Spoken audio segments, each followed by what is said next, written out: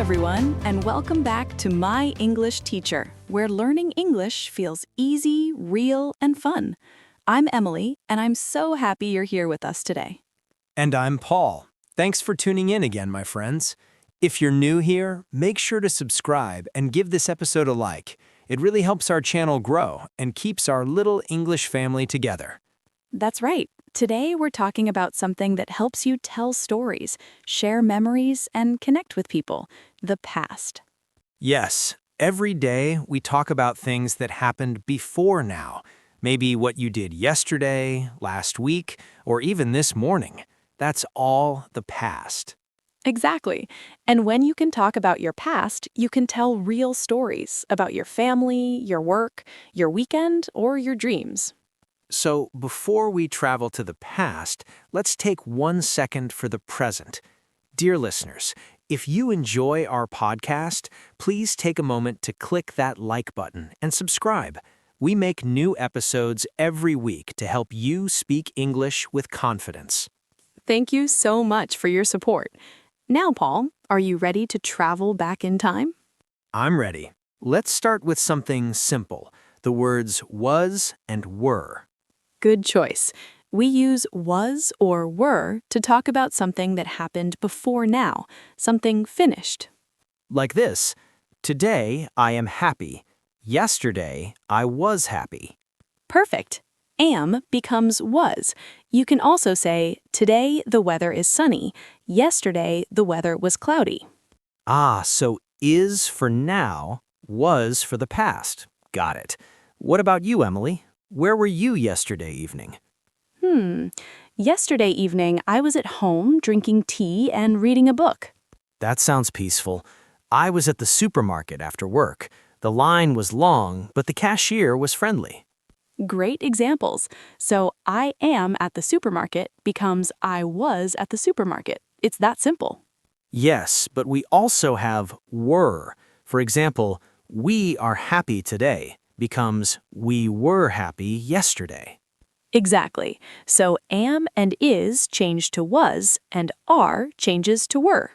Let's practice. Emily, where were you last Saturday?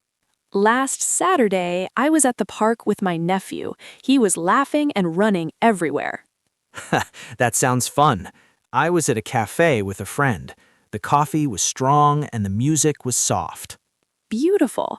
So, friends, was and were are perfect when you want to describe where you were, how you felt, or what things were like in the past. Now, let's move to something even more exciting. Action words or verbs. Right. For many verbs, we just add ed at the end to show the past. For example, walk becomes walked. So today, I walk to school. Yesterday, I walked to school. Easy. Exactly. Let's try another one. Today, I talked to Emily. Yesterday, I talked to my friend on the phone. Nice. What about watch? I watch TV every night. Yesterday, I watched a funny movie. Perfect. What movie did you watch? I watched a comedy about a man who tries to cook but burns everything. I laughed a lot. Oh, so laugh becomes laughed. Great job. Thanks. So we can say cook, cooked, clean, cleaned, play, played. Yes, let's try a small story. Yesterday morning, I walked to a cafe. I listened to music and waited for my coffee. Nice rhythm. Walked, listened, waited. All ed verbs. Exactly. Then I talked to a stranger. He worked in the same area as me. We laughed about how slow the morning was. See? That's real life.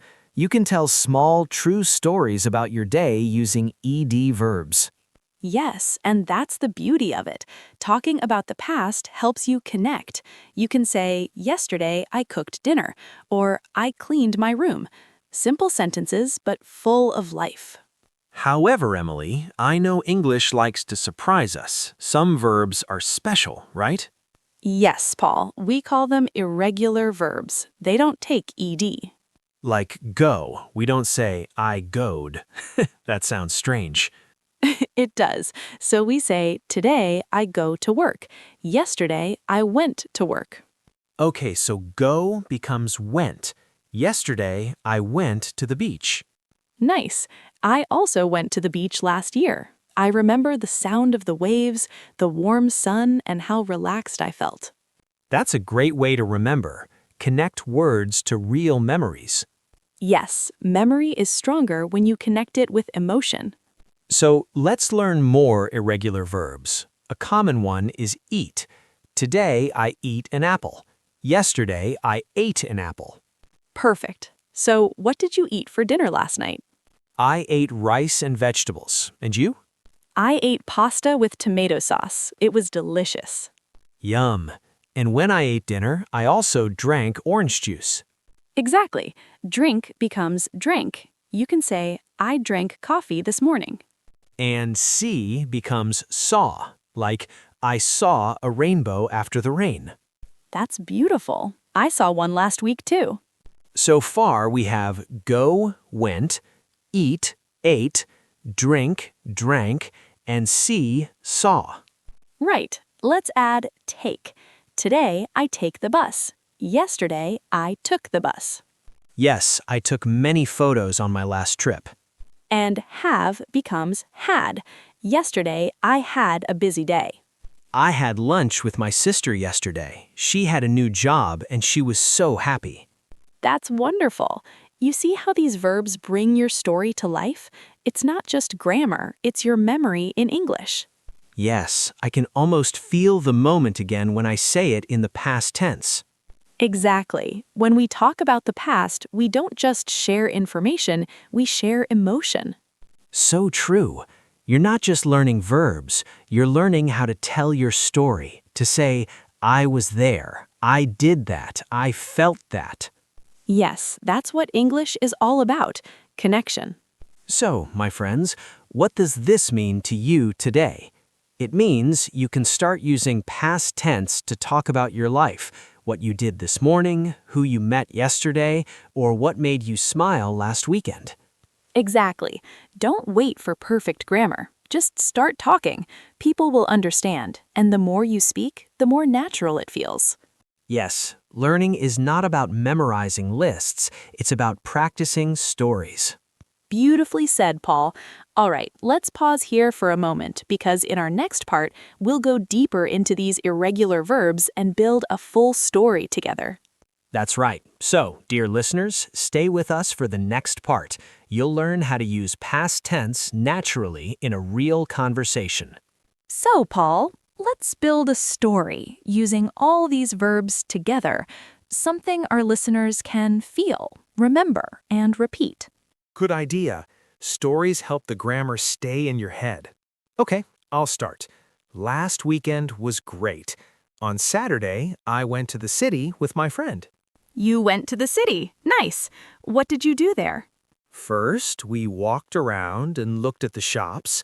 I saw a nice blue shirt in a window. Walked, looked, saw. That's a great mix of regular and irregular verbs. Did you buy the shirt?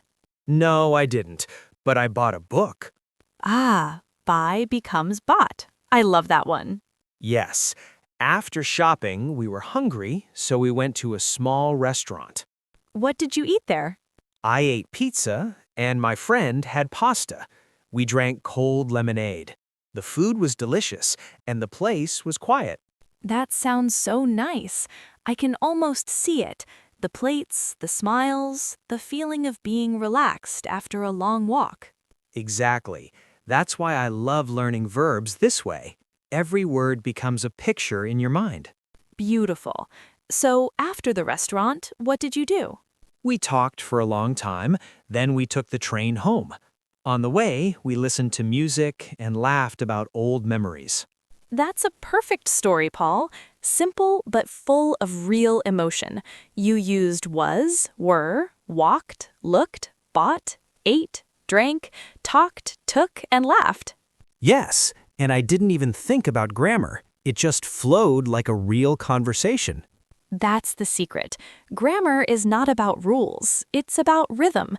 When you tell a story, the verbs find their own place. So true. Okay, Emily, now it's your turn. Tell us a story from your last holiday. All right. My last holiday was in the spring. I went to a small town in the countryside with my sister. Oh, that already sounds peaceful. It was. We stayed in a small hotel. The building was old but full of charm. Every morning we walked in the hills. The air was fresh and the sky was blue. That sounds like a dream. What did you see there? We saw sheep and cows and we took photos together. In the afternoons, we visited little shops and bought local cheese. Cheese and countryside. Perfect combination. It really was. We ate the cheese with fresh bread and drank homemade juice. That's a full lesson right there. Ate, drank, bought, took, walked, saw. Yes, and in the evenings, we read our books and listened to the quiet sounds around us. Read is special, right? It's spelled the same, but the sound changes. That's right. Today I read. Yesterday I read, like the color red. Tricky but fun, so you read your book and relaxed. Exactly. We had a wonderful time. Your story makes me want to travel. Maybe next weekend. So, friends, did you notice how Emily told her story? She didn't just list verbs, she described feelings, actions, and little moments. Yes, and that's what I want every learner to do. When you use English, think of your life. Use verbs that show what you did, what you saw, and what you felt. Exactly. Don't say, I studied grammar. Say, I studied English while drinking coffee this morning. That small detail makes it real. Right. Let's add a few more verbs for everyday stories. Come becomes came. For example, my friend came to visit me yesterday. And make becomes made. I made breakfast. Say becomes said. I said hello to my teacher. Think becomes thought. I thought about my family. Yes, and give becomes gave. My mom gave me a present.